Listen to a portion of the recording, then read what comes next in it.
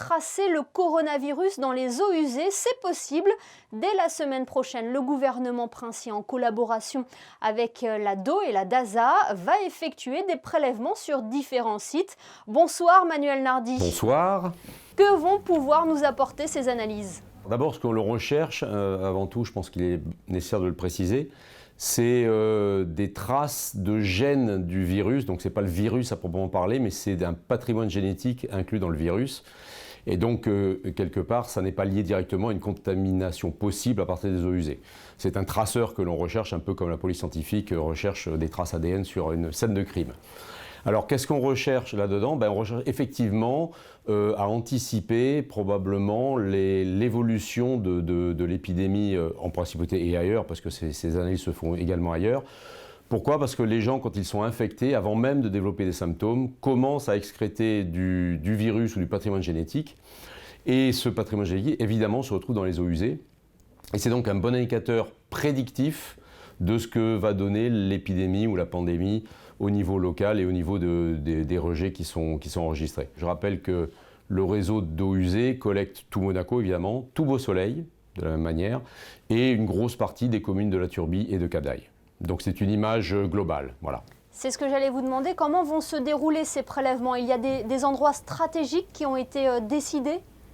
Il y a des endroits qui ont été déterminés au sein de la principauté. Je crois que c'est entre 15 et 20 points qui ont été déterminés, qui sont essentiellement des points où il est possible de faire le prélèvement dans des conditions optimales, parce que le réseau d'égout n'est pas un réseau simple à monitorer et à analyser. Donc ces points ont été définis avec la DO, qui est en charge du réseau de collecte, et la DASA.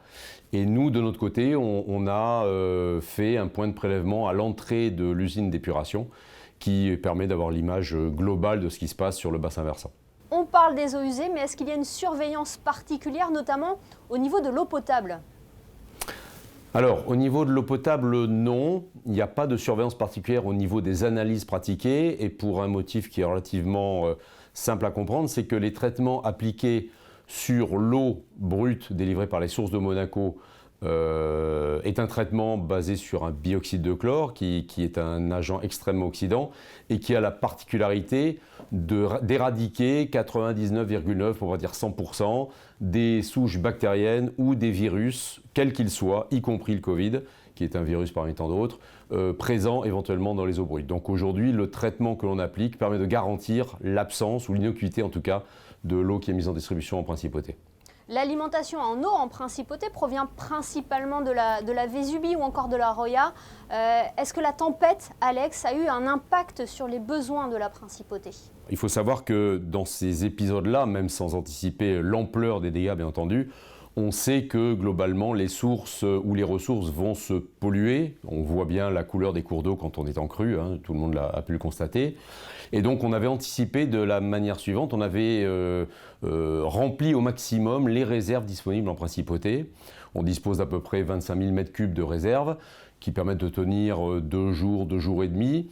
Et donc on avait fait le plein, entre guillemets si j'ose dire, avant les événements, de manière à pouvoir anticiper une éventuelle rupture d'approvisionnement. Cette rupture a eu lieu temporairement, quelques heures, donc ça n'a pas eu d'impact, mais effectivement, à un moment donné, on a perdu les ressources liées à la Roya, puisque les puits ont été pollués temporairement, et on a eu des restrictions, on aurait eu des restrictions à partir des ressources de la Vésubie, puisque le canal était partiellement obstrué.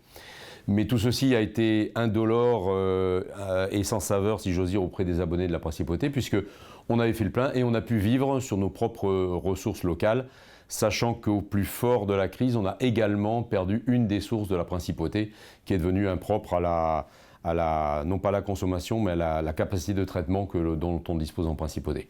Tout ceci étant passé inaperçu, puisqu'on avait des réserves suffisantes pour tenir le choc le temps que ça se rétablisse. Voilà, donc pas de risque de pénurie ou de pollution, comme vous nous l'expliquiez tout à l'heure. Tout à fait, tout à fait. Globalement, quelle est la consommation moyenne d'eau en principauté ? Vous avez constaté une hausse d'ailleurs de la consommation ces derniers mois avec le confinement ? La consommation moyenne de la principauté, elle subit une variation saisonnière. Hein. L'été est plus fort que l'hiver, comme on peut s'en douter. On est entre 12 ou 13 000 m3 par jour, donc 12 ou 13 000 tonnes d'eau par jour en hiver. On peut monter à 15, 16, 17, 18 000 tonnes par jour au cœur de l'été en pleine canicule. Bon, ça se comprend, hein, puisque les besoins en eau sont supérieurs, l'arrosage également des espaces verts, les gens prennent plus de douches, etc., etc. L'autre partie de ma question, c'était si vous aviez constaté une hausse de la consommation ces derniers mois en relation avec le confinement. On a plutôt constaté une baisse de la consommation, notamment au moment de mars-avril, pour deux raisons. D'abord, c'est qu'on a eu pour nous, les gros consommateurs que sont les hôtels, bars, restaurants qui ont été fermés. Donc pour nous, c'est évidemment une baisse significative des volumes.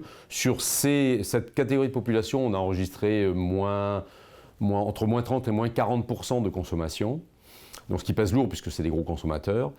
Et par contre, on a une relative stabilité des consommations entre guillemets des résidents ou des gens en principauté, puisqu'on n'a enregistré qu'une baisse que de 1 à 2%, donc ce qui n'est vraiment pas très significatif dans la période de la crise.